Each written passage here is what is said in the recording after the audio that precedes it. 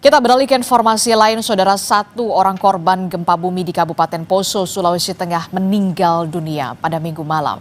Akibat gempa bermagnitudo 6 ini, 35 orang luka-luka dan 1 orang meninggal dunia. Suasana haru menyelimuti ruangan jenazah Rumah Sakit Umum Daerah Kabupaten Poso Minggu malam. Salah satu korban bencana gempa bumi di Desa Masani, Poso Pesisir Minggu pagi menghembuskan nafas terakhir.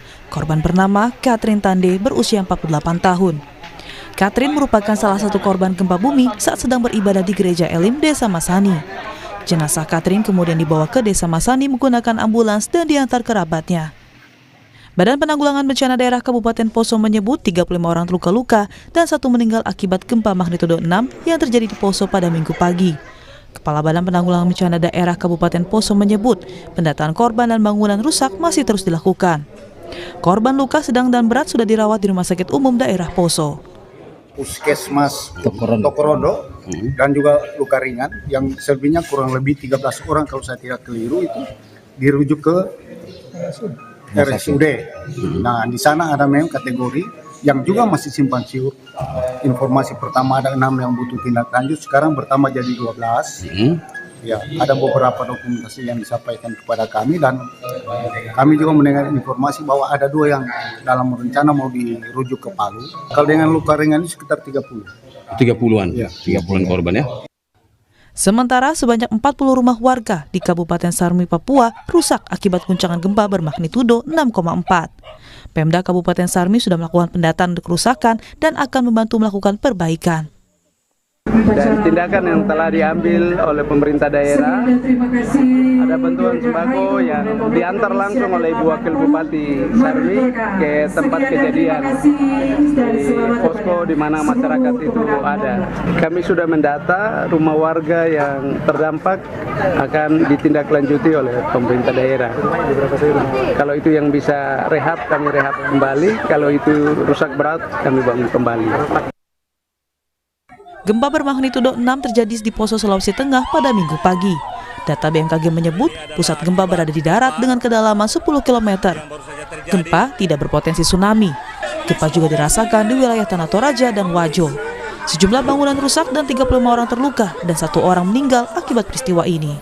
Tim Liputan Kompas TV. Informasi terkini gempa yang terjadi di Poso, Sulawesi Tengah kita akan tanyakan kepada jurnalis Kompas TV. Sudah ada Pak Tarudin di sana. Selamat pagi Pak Tarudin. Pak Tarudin, bisa Anda informasikan kepada kami semua bagaimana kondisi di pagi hari ini? Apakah masih ada gempa susulan ataukah kemudian kondisi sudah mulai kondusif pasca gempa kemarin? Baik, selamat pagi Adisti dan saudara. Setelah guncangan gempa 6,0 di minggu pagi kemarin, gempa susulan terus terjadi hingga subuh tadi, tetapi dengan kekuatan yang berbeda-beda dan semakin mengecil. Adisti. Oke, jadi setelah kemarin ada gempa bermagnitudo 6 begitu ya, masih ada gempa-gempa susulan yang masih skalanya juga masih besar atau kemudian masih berskala kecil? Ada skala 4, ada skala 1 malah. Bagaimana dengan dampak yang terjadi di akibat gempa tersebut? Apakah banyak juga rumah-rumah yang rusak? Bagaimana pendataan dari pemerintah daerah setempat? Dampak dari gempa minggu pagi memang cukup merusak beberapa rumah warga karena memang sebarannya cukup luas. Jadi tidak hanya di satu desa atau di Desa Masani, ada beberapa desa lain yang bertetangga dengan Desa Masani atau di wilayah Kecamatan Poso Pesisir itu terdampak juga.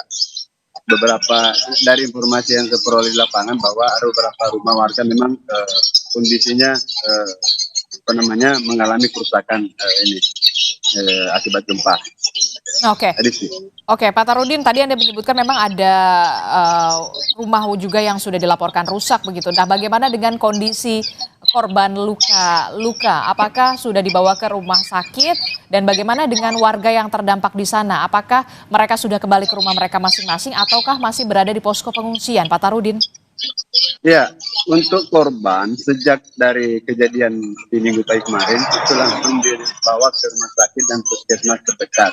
Yang kondisinya memang memerlukan tindakan lebih berat itu langsung diarahkan ke rumah sakit umum daerah Kabupaten Poso. Untuk kondisi yang ringan atau lecet-lecet itu cukup diarahkan di puskesmas terdekat. Bahkan tim dari Dinas Kesehatan Kabupaten Poso itu melakukan pemeriksaan atau penanganan itu langsung di lokasi kejadian atau di Desa Masani sendiri. Nah, sementara untuk hingga pagi ini korban atau warga yang terdampak gempa dan mengalami luka-luka itu masih dirawat di rumah sakit Poso itu sebanyak 35 orang. Setelah tadi malam satu orang ibu bernama Catherine Tande itu dilaporkan atau dinyatakan meninggal dunia sekitar pukul 22 waktu Indonesia Tengah. Oke, jadi satu orang tewas, sementara 35 orang lainnya masih menjalani perawatan di rumah sakit akibat gempa yang terjadi di Poso, Sulawesi Tengah di sana. Terakhir, Pak Tarudin, apa langkah penanggulangan dari pemerintah daerah setempat untuk penanganan gempa ini? Ya, tentunya pemerintah daerah Kabupaten Poso akan berkoordinasi dengan pemerintah provinsi dan khususnya melalui Badan Penanggulangan Bencana itu akan berkoordinasi hingga ke tingkat pusat karena melihat kondisi di lapangan tentu BPBD Kabupaten Poso tidak akan bisa atau mampu menangani sendiri. Itu membutuhkan tambahan atau dukungan supporting dari BNPB. Nah, hingga tadi malam itu BPBD Kabupaten Poso baru sudah mendirikan dua tenda untuk posko mereka di Desa Masani. Sementara untuk kebutuhan tenda menurut informasi yang terperoleh itu membutuhkan sekitar 200 tenda. Nah, hingga tadi malam itu juga baru satu tenda di Desa Masani di halaman rumah warga yang didirikan. Oke, baik, terima kasih informasinya jurnalis Kompas TV Pak Tarudin melaporkan langsung dari Poso, Sulawesi Tengah. Selamat bertugas kembali.